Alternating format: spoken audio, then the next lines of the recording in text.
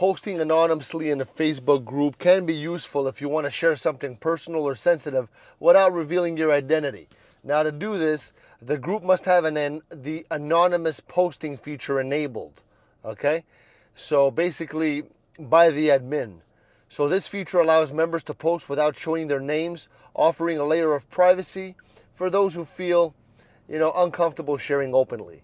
So if the group has anonymous posting enabled, you're going to see an option to post anonymously when you create a new post.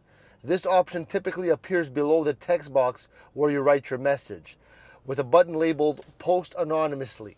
Clicking this will allow you to submit your post without your name being attached to it.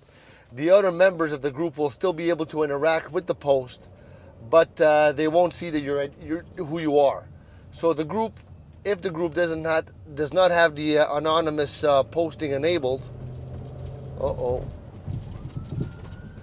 if the group doesn't have the anonymous posting enabled, there is no built-in way to hide your identity. In this case, you got to adjust your personal settings to create a separate account specifically for anonymous interactions.